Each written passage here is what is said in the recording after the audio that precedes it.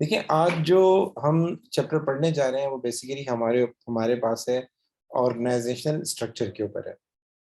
इसमें से हमने लास्ट टाइम मैनेजमेंट के फंक्शन डिस्कस कर लिए थे, और इसमें से हमने लास्ट टाइम जो है लीडरशिप डिस्कस कर लिया था कि ऑटोक्रेटिक क्या होता है, डेमोक्रेटिक क्या होता है, एंड लेजर फेयर क्या होता है। ठीक है।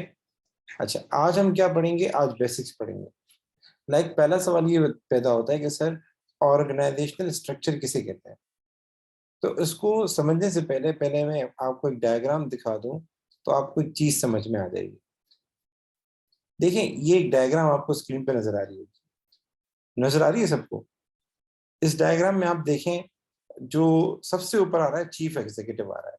ये क्या शो करता है कि इस ऑर्गेनाइजेशन का जो सबसे अपर लेवल है, जिसके पास सबसे ज्यादा डिसीजन मेकिंग है, जिसके पास सबसे ज्यादा अथॉरिटी है, वो कौन है? वो चीफ एग्जीक्यूटिव है। वो कौन है? वो चीफ एग्जीक्यूटिव है। फिर इसके बाद आप देख, इसके नीचे आ रहा है मार्केटिंग डायरेक्टर, इसके नीचे आ रहा है फाइनेंशियल डायरेक्टर, इसके अंडर में आ रहा है ह्यूमन रिसोर्स डायरेक्टर। ये क्या शो कर रहा है कि सबसे ऊपर कौन है? चीफ एग्जीक्यूटिव है। चीफ एग्जीक्यूटिव के बाद जिनके पास अथॉरिटी है, जो ऑर्गेनाइजेशन को देखते हैं, वो ये तीन है। और ऊपर से ये तीनों किसके अंडर में है? ये चीफ एग्जीक्यूटिव के अंडर में। इसके बाद आगे अगर आप कंटिन्यू करें, तो आप देखेंगे जो हमारे पास फाइनेंशियल डायरेक्टर है, इसके अंडर में बुक कीपर आ रहा है। मतलब ये जो बुक कीपर है, इसको कौन इंस्ट्रक्शन देगा? फाइनेंशियल डायरेक्टर देगा। ये बुक कीपर किससे गाइडेंस लेगा? फाइनेंशियल डायरेक्टर से लेगा। ये ह्यूमन रिसोर्स डायरेक्टर है। ह्यूमन रिसोर्स कहते हैं लेबर को, जो लेबर को देख रहा हो, जो वर्कर्स को देख रहा हो। इसके नीचे आ रहा है एडमिनिस्ट्रेशन। तो ये हमें क्या शो कर रहा है कि ये जो एडमिनिस्ट्रेशन असिस्टेंट है, इसको कोई गाइडेंस चाहिए, इंस्ट्रक्शन चाहिए, किससे लेगा? ये ह्यूमन रिसोर्स डायरेक्टर से लेगा। इसी तरीके से ये मार्केटिंग डायरेक्टर है। मार्केटिंग डायरेक्टर का ताल्लुक सेल्स से होता है। सामान को सेल करने से होता है, एडवर्टाइजमेंट से होता है, प्राइस सेट करने से होता है, प्रमोशन से होता है। इसके अंडर में आ रहा है परचेजिंग मैनेजर, इसके अंडर में आ रहा है स्टोर मैनेजर। ये हमें क्या शो करता है? ये हमें ये शो करता है कि इन लोगों को अगर कोई इंफॉर्मेशन चाहिए, किसको? स्टोर मैनेजर को। परचेजिंग परचेजिंग मैनेजर को कोई इंफॉर्मेशन चाहिए, कोई मालूमात चाहिए, तो वो किससे लेंगे? मार्केटिंग डायरेक्टर से लेंगे। ठीक है। अब जरा आते हैं सर, ऑर्गेनाइजेशन स्ट्रक्चर क्या है। देखें, अगर ऑर्गेनाइजेशन छोटी है, एक छोटी सी दुकान है, मैं उसको देख रहा हूँ, तो सारे काम मैं ही करूंगा। मतलब परचेजिंग भी मैं ही करूंगा, ह्यूमन रिसोर्स को भी मैं देखूंगा, फाइनेंस को, अकाउंट्स हिसाब किताब को भी मैं देखूंगा। ठीक है। और क्या नाम है, चीजों को मैनेज करना सब मैं ही करूंगा, अकेला बंदा हूँ। लेकिन जब बिजनेस ग्रो करता है, स्पेशली जब बिजनेस कंपनी में कन्वर्ट होता है, किस में कन्वर्ट होता है? कंपनी में कन्वर्ट होता है। तो आपके बिजनेस की फिर बहुत सारी ब्रांचेस होती हैं। आपका बिजनेस डिफरेंट टेरिटरीज में काम कर रहा होता है, सिंध में, पंजाब में। और समटाइम मल्टीनेशनल जब बिजनेस होता है, तो पाकिस्तान में अलग ब्रांच होगी आपकी, आपकी जो है दुबई में अलग ब्रांच होगी, आपकी ऑस्ट्रेलिया में अलग ब्रांच होगी। तो उसमें फिर बिजनेस को मॉनिटर करना एक प्रॉब्लम होता है। तो यहाँ पर जो चीफ एग्जीक्यूटिव, जो बिजनेस का ऑनर है, वो क्या करता है? कुछ टास्क दूसरों को दे देता है, परमानेंटली दूसरों को हवाले कर देता है। कुछ टास्क क्यों? ताकि मेरा बर्डन कम हो जाए, और ताकि मैं दूसरे कामों पे ज्यादा फोकस कर सकूं। सो इसमें हम क्या करते हैं फिर? एक होता है functional base system. Functional base system ये होता है कि हम डिपार्टमेंट्स बनाते हैं, हम डिपार्टमेंट्स बनाते हैं, और उन डिपार्टमेंट्स के हेड मुकर्रर कर देते हैं। उन डिपार्टमेंट्स को हम कहते हैं फंक्शन डिपार्टमेंट। तो चार इंपॉर्टेंट फंक्शन होते हैं। एक को हम कहते हैं मार्केटिंग, एक को हम कहते हैं फाइनेंस, एक को हम कहते हैं ह्यूमन रिसोर्स, और एक इसमें नहीं है, उसको हम कहते हैं ऑपरेशन। तो ह्यूमन रिसोर्स, फाइनेंस, मार्केटिंग, और आपके पास चौथा कौन सा आ गया? ऑपरेशन। इन ये चार हमारे पास मुख्तलिफ किस्म के काम होते हैं।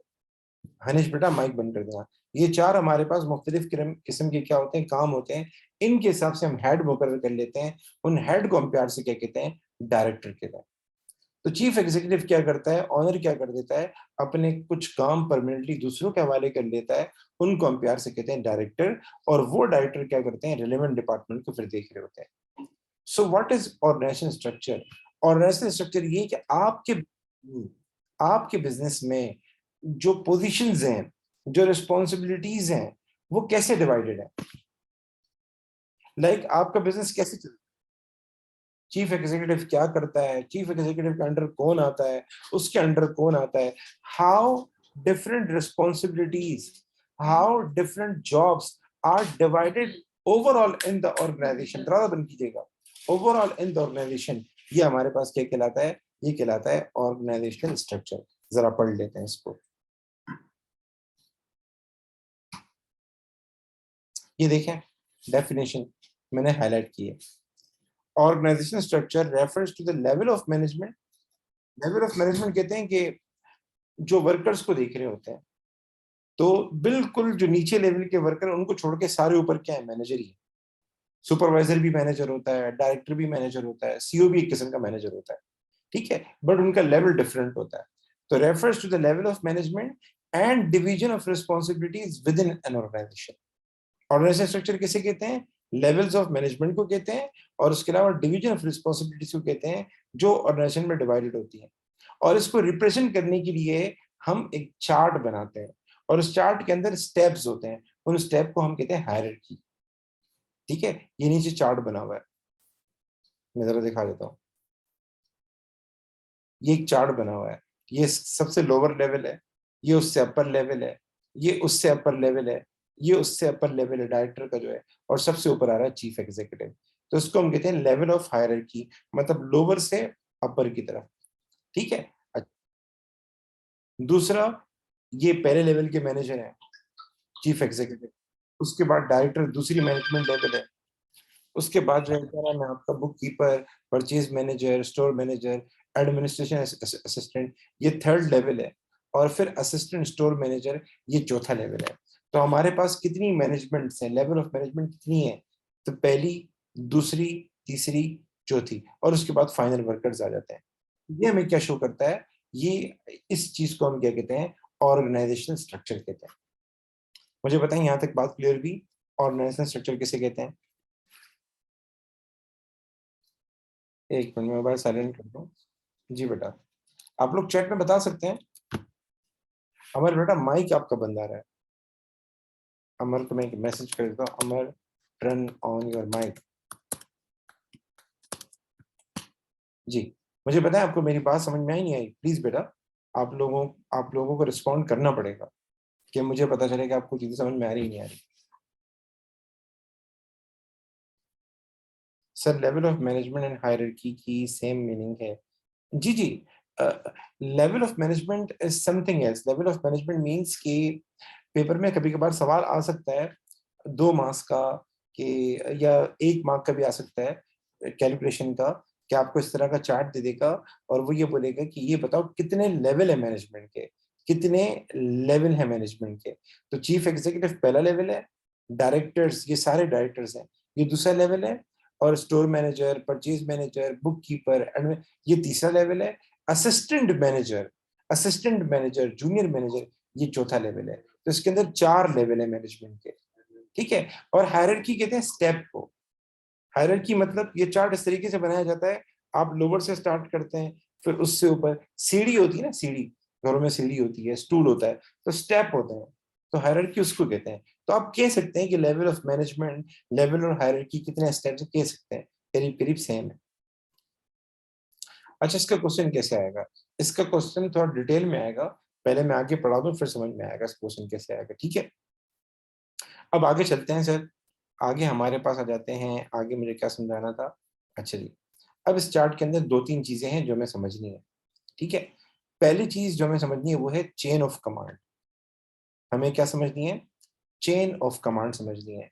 अच्छा जी, चेन ऑफ कमांड किसे कहते हैं, चेन ऑफ कमांड कहते हैं how instruction are passed from upper level to lower level, how instruction are passed from manager to worker, या from one level to second level, मतलब अपर लेवल से लेके lower level तक, upper level से लेके bottom level तक किस तरीके से इंस्ट्रक्शन पास हो रहे हैं, उसको हम कहते हैं चेन ऑफ कमांड। ये जरा इसकी डेफिनेशन पढ़ लें। Chain of command, this is how power and authority are pass down from the top to the lower level in the organisation. क्या मतलब है, देखिए चीफ एग्जीक्यूटिव है, ये चीफ एग्जीक्यूटिव है, इसको अगर शॉप वर्कर से काम है, इसको अगर शॉप वर्कर से काम है, तो चीफ एग्जीक्यूटिव डायरेक्ट नहीं बोलेगा शॉप वर्कर को, चीफ एग्जीक्यूटिव डायरेक्ट नहीं बोलेगा शॉप वर्कर को, क्योंकि जाहिर है हर बंदे का अपना एक लेवल है, अपना एक स्टेटस है, अपनी केमिस्ट्री है। तो चीफ एग्जीक्यूटिव किसको बोलेगा? मार्केटिंग डायरेक्टर को बोलेगा। मार्केटिंग डायरेक्टर किसको बोलेगा? स्टोर मैनेजर को बोलेगा। स्टोर मैनेजर किसको बोलेगा? असिस्टेंट स्टोर मैनेजर को बोलेगा। और वो फिर अपने हिसाब से अपनी लैंग्वेज में किसको बोलेगा? शॉप वर्कर को बोलेगा। तो how instruction are pass from upper level to bottom level या to lower level of worker is known as chain of command. अच्छा, चेन ऑफ कमांड दो होती है। चेन ऑफ कमांड दो होती है। एक को हम कहते हैं लॉन्ग चेन ऑफ कमांड, एक को हम कहते हैं short chain of command. Long chain of command क्या है? जब बहुत ज्यादा मैनेजर्स इन्वॉल्व हो बीच में, ठीक है। शॉर्ट चेन ऑफ कमांड क्या है? जब कम लेवल के मैनेजर इन्वॉल्व हो। अब फॉर एग्जाम्पल मैं डिपार्टमेंट वाइज कंपेयर कर लेता हूँ कि एक मार्केटिंग डिपार्टमेंट है, एक क्या है? मार्केटिंग डिपार्टमेंट है, और एक ये वाला डिपार्टमेंट ह्यूमन रिसोर्स डिपार्टमेंट है।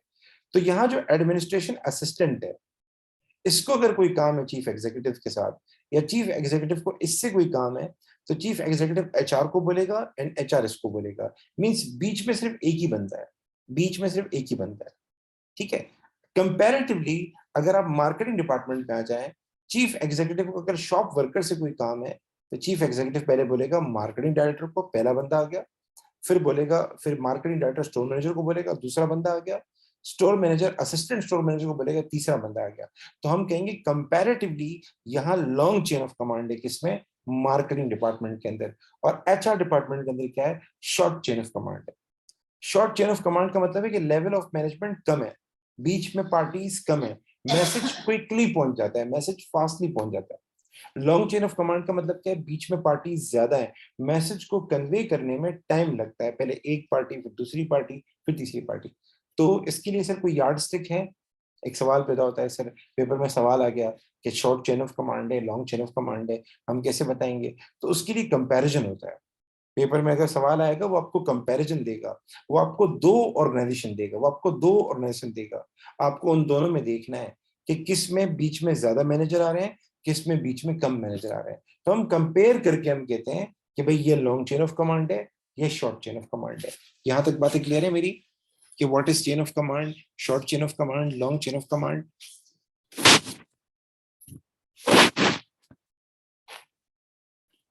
यस सर, मुझे रिस्पॉन्ड करें चैट के अंदर बेटा, चैट के अंदर आप लोग जो है रिस्पॉन्ड करें। और बेटा ये कैमरा बंद कर लें। अच्छा, आपकी तस्वीर लगी हुई है मुस्तफा, ठीक है। अच्छा जी, आगे चलते हैं सर। आगे एक चीज और है जिसको हम कहते हैं, अच्छा जी इस पे बाद में आएंगे, एडवांटेजेस क्या हैं चार्ट के, हम इस पे बाद में आएंगे। दूसरी चीज है हमारे पास स्पैन ऑफ कंट्रोल। चार्ट के अंदर एक और इंपॉर्टेंट चीज है जिसको हम कहते हैं span of control. Span of control का क्या मतलब है? The span of control, the number of subordinate working directly under a manager. अच्छा जी, ये चार्ट बहुत सिंपल था। ये चार्ट क्या था? सिंपल था। इसमें क्वांटिटी नहीं बताई गई, ये एडमिनिस्ट्रेटिव असिस्टेंट कितने हैं, बुक कीपर कितने हैं, शॉप वर्कर कितने, क्वांटिटी नहीं बताई गई कि एक बंदे के अंडर में कितने लोग काम कर रहे हैं।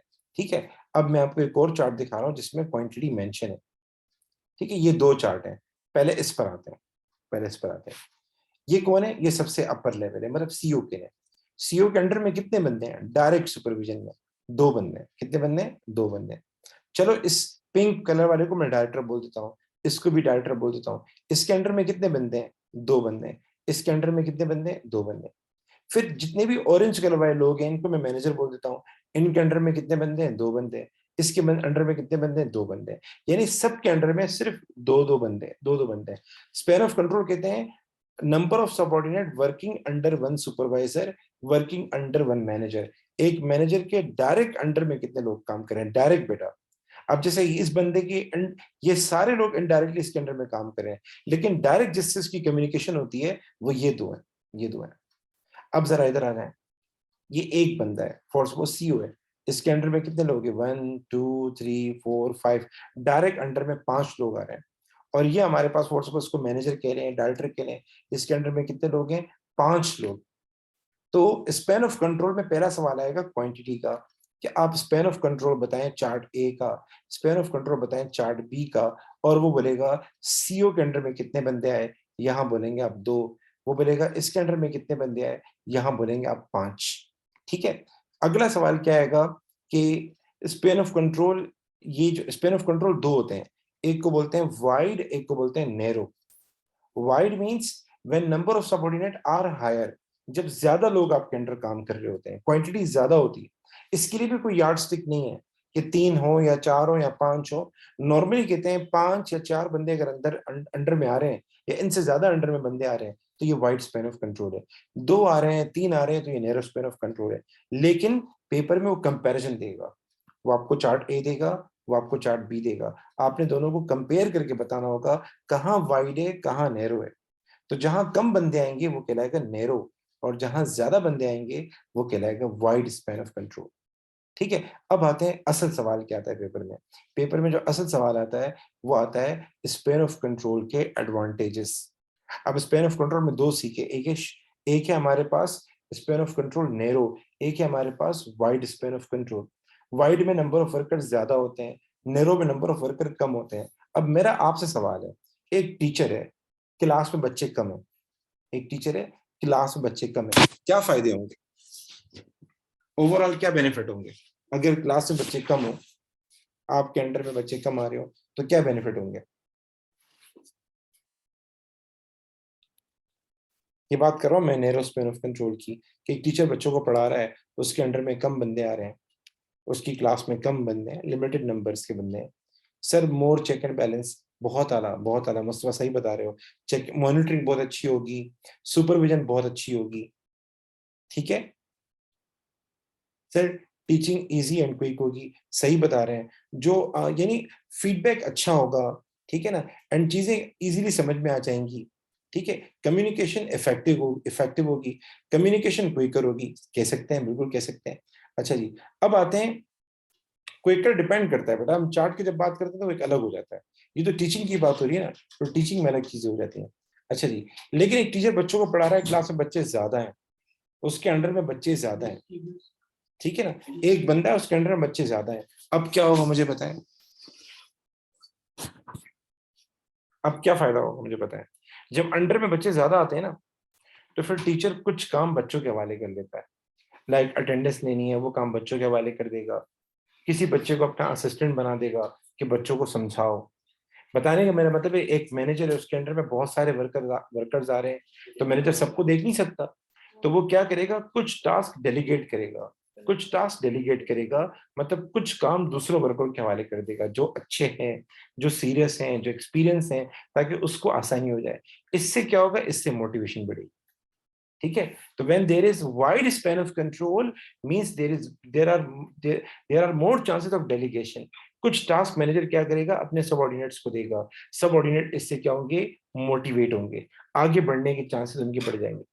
दूसरा बड़ा बेनिफिट क्या होता है when there is wide span of control, जो सबसे बड़ा बेनिफिट है, देखें, जब हम नैरो स्पैन ऑफ कंट्रोल रखते हैं ना, तो मैनेजर हमें ज्यादा चाहिए होते हैं। ये देखें, ये भी मैनेजर्स हैं, ये भी मैनेजर्स हैं, मतलब 2 लेवल हमें चाहिए मैनेजर्स के। कितने? 2 लेवल चाहिए मैनेजर्स के। और आप गिनेंगे ना, 6 के करीब बनेंगे मैनेजर्स। और यहाँ देख लें, जब वाइड स्पैन ऑफ कंट्रोल है तो एक लेयर है मैनेजमेंट की। बताने का मेरा मकसद ये कि in wide span of control there are number of higher number of subordinates are there under 1%। तो ओवरऑल क्या होता है, आपको कम मैनेजर रखने पड़ते हैं, आपके लिए ये एक्सपेंसिव नहीं होता, आपके लिए ये इकोनॉमिकल होता है। जबकि नैरो स्पैन ऑफ कंट्रोल में क्या होता है, हमें नंबर ऑफ मैनेजर्स ज्यादा रखने होते हैं, हमें ज्यादा सुपरवाइजर चाहिए होते हैं, ज्यादा सुपरविजन रखनी होती है, तो ये थोड़ा सा एक्सपेंसिव पड़ता है। ये क्या पड़ता है, एक्सपेंसिव पड़ता है। बाकी जो कम्युनिकेशन वाली बात है उसको समझ लीजिएगा। देखिए, एक बंदे के अंडर में कम बंदे हो ज्यादा बंदे हो, वो एक अलग चीज है। ठीक है, एक बंदे के अंडर में कम बंदे और ज्यादा बंदे वो अलग चीज है। हम बात करते हैं जब कम्युनिकेशन की, तो हम पूरी ऑर्गेनाइजेशन की बात करते हैं। ये एक पूरी ऑर्गेनाइजेशन है, ये एक पूरी ऑर्गेनाइजेशन है। मेरा आप लोगों से सवाल है, ठीक है, कम्युनिकेशन कहाँ क्विक होगी, यहां पर क्विक होगी या यहां पर क्विक होगी? बी वाले में क्विक होगी कम्युनिकेशन, क्योंकि यहाँ लेवल ऑफ मैनेजमेंट कम है, एक ही लेयर है मैनेजमेंट की, और यहाँ पर क्या है, मैनेजमेंट की लेयर ज्यादा है। तो सब भाई ठीक फरमा रहे हैं, हमारे पास लेवल ऑफ जहां पर कम मैनेजर रिक्वायर्ड है, वहां पर हमारे पास कम्युनिकेशन क्या होगी, क्विक होगी। तो अमर बेटा, फरमाया था, आपने सही बोला था, क्या बोलते हैं वो, मैंने, कि अगर एक क्लास में टीचर पढ़ा रहा हो, कम बच्चे हों, तो कम्युनिकेशन तेज होगी, वो आपने सही फरमाया था। वो था व्हेन अंडर 1%। जब ऑर्गेनाइजेशन की बात करते हैं तो बात अलग हो जाती है, ठीक है। अच्छा जी, अब आते हैं advantages of short chain of command. तो देखें, मुझे एक बात जवाब दें, चेन ऑफ कमांड कहाँ शॉर्ट है, बी वाले में, ए वाले में? अगर सीईओ को किसी वर्कर से बात करनी है तो शॉर्ट चेन ऑफ कमांड कहाँ है, ए वाले में या बी वाले में? जी बेटा, ए या बी? चेन ऑफ कमांड कहते हैं how instruction are pass from upper level to lower level. ये सीओ है। कितनी पार्टीज इसके अंडर में आ रही हैं? पहले इसको देगा पहली पार्टी, फिर ऑरेंज कलर वालों को देगा दूसरी पार्टी, फिर इसका मैसेज मिलेगा वर्कर को। बीच में दो पार्टीज हैं, डिस्टेंस क्या हो गया, बड़ा हो गया। और यहाँ देखें, बीच में एक पार्टी है, डिस्टेंस क्या हो गया, शॉर्ट हो गया। तो शॉर्ट चेन ऑफ कमांड कहाँ होता है, जहां normally wide span of control होता है। तो इसने फायदे मांगे हैं कि बताएं advantages of short chain of command. तो इसने पहला फायदा, communication is quicker and more accurate, ये बात आपसे डिस्कस मैंने कर ली। दूसरा, top manager are less remote from the lower level of the hierarchy. These top managers should be more in touch with people below them as there are fewer management level to get to know. मतलब motivation level अच्छा होता है, motivation level अच्छा होता है, और आपस में एक जो कोऑर्डिनेशन है वो बहुत अच्छी होती है, ये वाला पॉइंट है। The span of control will be wider. This means that each manager is responsible for more subordinate. Why is this an advantage? Actually, if superior have more people to manage, it will encourage manager to delegate more. ये वही वाली बात कि जब एक बंदे के under में बहुत सारे लोग आ रहे हो तो हमारे पास इतना टाइम नहीं होता उनको मैनेज करने का, तो हम क्या कर लेते हैं, कुछ टास्क अपने उनको दे देते हैं। इससे क्या होते हैं, वो मोटिवेट होते हैं वर्कर्स के, हमें हाई लेवल का काम मिल गया, फ्यूचर में हमारे प्रमोशन के चांसेस बढ़ जाएंगे। ठीक है, एक सेंस ऑफ बिलोंगिंग मिलती है, एक सेंस ऑफ ट्रस्ट मिलता है, और वर्कर क्या करता है, अच्छा काम करता है। अच्छा जी, there will be less direct control of each worker. अच्छा, एक बात हमें शायद कीजिएगा, देखें, एक होता है क्लास में क्या नाम है, 10 बंदे हों, और एक होता है क्लास में 40 बंदे हों। जब क्लास में 10 बंदे हैं तो आप उनके ऊपर खड़े हों, आप उनके ऊपर खड़े होंगे, बेटा ऐसे करो, बेटा ऐसे करो, बेटा ऐसे करो। या मैं एक बंदे के ऊपर खड़ा हो जाऊं, आप ऐसे करो, आप ऐसे करो, उसकी क्रिएटिविटी नहीं आएगी, उसकी जो अपनी एक इनोवेशन है वो कभी नहीं आएगी। और एक होता है कि आपके पास ज्यादा लोग हैं, आप उनको फ्री हैंड दे दें, लेजिस फेयर, लेजिस फेयर, आप उनको फ्री हैंड दे दें। तो जब वर्कर को फ्री हैंड मिलेगा, जब उसको क्लोज सुपरविजन नहीं होगी, जब आप उसके ऊपर खड़े नहीं होंगे, तो पता है क्या होगा, तो वो अपनी क्रिएटिविटी शो करेगा, वो अपनी इनोवेशन शो करेगा। तो ये वही वाला पॉइंट पॉइंट है कि जब हमारे पास शॉर्ट चेन ऑफ कमांड होता है या वाइडर स्पेन ऑफ कंट्रोल होता है, तो सुपरविजन बहुत ज्यादा नहीं होती। तो वर्कर्स क्या करते हैं, अपने आइडियाज भी इम्प्लीमेंट करते हैं, अपनी सजेशन भी दे रहे होते हैं, क्योंकि इनमें ज्यादातर क्या होता है, हमारे पास वर्कर्स थोड़े बहुत मोटिवेटेड होते हैं, तो वो अपने आइडियाज भी इम्प्लीमेंट करते हैं, अपनी क्रिएटिविटी भी शो करते हैं। तो यहाँ पे क्रिएटिविटी ज्यादा होती है बनिस्बत इसके। यहाँ पर क्या है, स्टैंडर्ड काम होता है, स्टैंडर्ड काम होता है, टाइम पर काम कंप्लीट होता है, लेकिन क्रिएटिविटी इतनी नहीं होती। क्यों? सुपरविजन बहुत ज्यादा है। ठीक है, तो ये हमारे पास हो गया chain of command and Spain of control. इसके सवाल आते हैं, एडवांटेजेस के सवाल आते हैं, या आपसे वो क्या करेगा, फीचर मांगेगा। बहुत कम टेस्ट होता है ये वाला चैप्टर बहुत कम टेस्ट होता है, लेकिन अगर टेस्ट होगा भी तो ज्यादातर इसमें टेस्ट होता है लीडरशिप। सबसे ज्यादा जिसमें चीज टेस्ट होती है इस पूरे चैप्टर में से, वो है ऑटोक्रेटिक, डेमोक्रेटिक, लेजिस फेयर। लीडरशिप बहुत ज्यादा टेस्ट होती है, आपकी लीडरशिप पे बहुत ग्रिप होनी चाहिए, और बाकी टॉपिक का आपको आइडिया हो, कि चेन ऑफ कमांड किसे कहते हैं, स्पेन ऑफ कंट्रोल किसे कहते हैं, इन सब का आपको आइडिया हो। यहां तक कोई सवाल?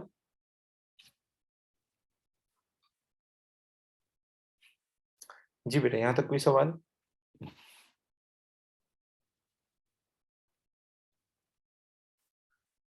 अच्छा जी, आप जब बुक पढ़ेंगे ना, तो बुक में दो किस्म के मैनेजर्स आ रहे हैं। वैसे ये सवाल कोर्स में नहीं, लेकिन मैं बता देता हूँ। जब आप एक बुक पढ़ेंगे तो उसमें एक वर्ड यूज हो रहा है, लाइन मैनेजर, और एक है स्टाफ मैनेजर। इसको जरा समझ लें। लाइन मैनेजर किसे कहते हैं? देखिए, ये एक चार्ट है आपके सामने, चार्ट नजर आ रहा है आपको? इसको और बड़ा कर देता हूँ। देखिए, ये एक चीफ एग्जीक्यूटिव है, उसके अंडर में ये परचेसिंग डिपार्टमेंट है, ये मार्केटिंग डिपार्टमेंट है, ठीक है, ये एचआर डिपार्टमेंट है, ये ऑपरेशन डिपार्टमेंट है, ये फाइनेंस डिपार्टमेंट है। तो ऐसा डिपार्टमेंट जिसका एक स्पेसिफिक काम हो, और उसका किसी और डिपार्टमेंट में कोई काम नहीं है। लाइक ऑपरेशन एक डिपार्टमेंट है, ऑपरेशन डिपार्टमेंट का काम होता है प्रोडक्शन के साथ, ठीक है। मार्केटिंग डिपार्टमेंट का काम होता है प्रमोशन के साथ, एडवर्टाइजमेंट के साथ। एचआर डिपार्टमेंट का काम होता है लेबर के साथ, ठीक है। और इसके बाद जो है हमारे पास फाइनेंस डिपार्टमेंट का काम होता है अकाउंट्स के साथ। मतलब इन डिपार्टमेंट्स का काम जो है अपना काम है, इनका किसी और डिपार्टमेंट के साथ कोई इतना खास लिंक नहीं है। आपस में होती है कोऑर्डिनेशन, लेकिन हर डिपार्टमेंट का अपना अपना एक अलग स्टेटस है, ठीक है। तो ये जो डिपार्टमेंट्स हैं, इनके जो डायरेक्टर्स होते हैं, इन डिपार्टमेंट के जो मैनेजर्स होते हैं, इनको हम प्यार से कहते हैं लाइन मैनेजर। मतलब कि इनकी एक स्पेसिफिक लाइन है, इनके एक स्पेसिफिक ऑर्डर है, ये उसी को देख रहे होते हैं। जैसे फाइनेंस डायरेक्टर है, वो सिर्फ फाइनेंस को देखेगा, उसका काम सिर्फ अपने फाइनेंस डिपार्टमेंट को मैनेज करना है, ताकि सारी ऑर्गेनाइजेशन को फायदा हो। वो किसी और को इतना सपोर्ट नहीं करेगा। मार्केटिंग डायरेक्टर है, तो वो सिर्फ मार्केटिंग को देख रहा है, तो उसको हम कहते हैं लाइन मैनेजर। मतलब इसकी स्पेसिफिक अथॉरिटी है, स्पेसिफिक लाइन है, ठीक है। और एक होता है सपोर्ट मैनेजर, नीचे लिखा हुआ है ना, दिखा देता हूँ, सॉरी, स्टाफ मैनेजर। एक हमारे पास होता है स्टाफ मैनेजर। स्टाफ मैनेजर क्या होता है? ये उन डिपार्टमेंट्स के मैनेजर होते हैं जिनका काम बाकी डिपार्टमेंट्स की हेल्प करना होता है। जैसे कि एक डिपार्टमेंट है इकोनॉमिक फोरकास्टिंग मैनेजर, एक डिपार्टमेंट है। इसका काम क्या है? एक्सचेंज रेट डेप्रिशिएट हो गया, टैक्स गवर्नमेंट ने बढ़ा दिया, ठीक है ना, अनएम्प्लॉयमेंट ज्यादा हो गई, रेसेशन हो गया, इन्फ्लेशन, महंगाई बढ़ गई। अब इसका बिजनेस पे क्या इम्पेक्ट पड़ेगा? तो ये क्या करेगा, जो भी इसके पास नॉलेज होगी वो मार्केटिंग डिपार्टमेंट को भी शेयर करेगा, उनको प्रमोशन के बारे में मशवरा देगा, फाइनेंस को भी देगा ताकि अकाउंट्स वगैरह मैनेज हो सके। ये अपनी इंफॉर्मेशन ऑपरेशन को, प्रोडक्शन वालों को भी देगा कि भाई आप मटेरियल मंगवाते हो, आप बिजली खर्च करते हो, उसका क्या इम्पैक्ट है। ये अपनी इंफॉर्मेशन एचआर को भी शेयर करेगा, अनएम्प्लॉयमेंट बढ़ रही है, क्या इम्पैक्ट है। तो इस डिपार्टमेंट के जो मैनेजर्स होते हैं, ये बेसिकली दूसरे डिपार्टमेंट्स की हेल्प कर रहे होते हैं, और एक की नहीं, सबकी हेल्प कर रहे होते हैं। तो इन डिपार्टमेंट्स के जो मैनेजर होते हैं उनको हम कहते हैं staff manager, which are responsible for other departments, which provide support to other departments। देखिए ये आईटी मैनेजर है। आईटी मैनेजर का काम क्या है? मार्केट में इनोवेशन हो रही है, मार्केट में कंप्यूटराइजेशन हो रही है, मार्केट में इंटरनेट आ रहा है, तो उस इंटरनेट का इन सबको क्या फायदा होगा? मार्केटिंग वालों को, ऑपरेशन वालों को, फाइनेंस वालों को, एचआर वालों को। ये क्या करते हैं, जो भी इस तरह की इंफॉर्मेशन आती है वो इनके साथ शेयर करते हैं। इनके जो मैनेजर है उनको कहते हैं स्टाफ मैनेजर। तो ये डिफरेंस हो गया लाइन मैनेजर का एंड स्टाफ मैनेजर का। सर लाइन मैनेजर रिपीट करें। अच्छा बेटा, ये टेस्ट आज तक नहीं हुआ है, ठीक है। बुक में लिखा था, मैंने कहा आप पूछेंगे तो मैं गाइड कर देता हूँ। लाइन मैनेजर कहते हैं when these are the manager which are responsible for their own department, they do not provide direct support to other department, ठीक है। और स्पेशली इसमें हमारे पास 4 डिपार्टमेंट्स आते हैं, मार्केटिंग, ऑपरेशन, फाइनेंस, एचआर। इनके जो हेड होते हैं, इनके जो डायरेक्टर होते हैं, इनको हम कहते हैं लाइन मैनेजर, क्योंकि ये सिर्फ और सिर्फ अपनी डिपार्टमेंट के रिस्पॉन्सिबल होते हैं। इनका किसी और डिपार्टमेंट से कोई लिंक नहीं होता। ये आपस में इंफॉर्मेशन शेयर तो करते हैं, लेकिन ऐसा नहीं है कि दूसरे को सपोर्ट करें, उसके काम में टांग लड़ाएं, उसको बोले आप ऐसा करो, सजेशन वगैरह ऐसा कुछ भी नहीं करते। लेकिन जो स्टाफ मैनेजर है वो सजेशन प्रोवाइड करते हैं, वो हेल्प करते हैं दूसरे डिपार्टमेंट की, ठीक है ना। अच्छा बेटा, आगे हमारा एक छोटा सा टॉपिक रहता है ट्रेड यूनियन, वो रह गया है, और एक डेलीगेशन रहता है, तो वो नेक्स्ट क्लास में करवा दूंगा मैं आपको। अभी ऐसा है, आप लोग 5 मिनट के बाद ऑनलाइन दोबारा हो जाइएगा। अभी हो रहे हैं 10:50, कितने हो रहे हैं? 10:50। आप 10:55 के बाद दोबारा ऑनलाइन हो, 10:55 पे दोबारा ऑनलाइन हो जाइएगा। मैं वो गेम खेलूंगा लास्ट टाइम वाली जो मैंने की थी, शुरू के 5 चैप्टर्स की, ताकि आपकी एक रिवीजन हो जाए। कोशिश करनी है दूसरी डिवाइस मैनेज करें। इस डिवाइस पे आपको सवाल नजर आएगा, दूसरी डिवाइस पे आप जवाब देंगे, ठीक है। ठीक 5 मिनट के बाद आप आ जाइएगा, इसी लिंक को ज्वाइन कर लीजिए।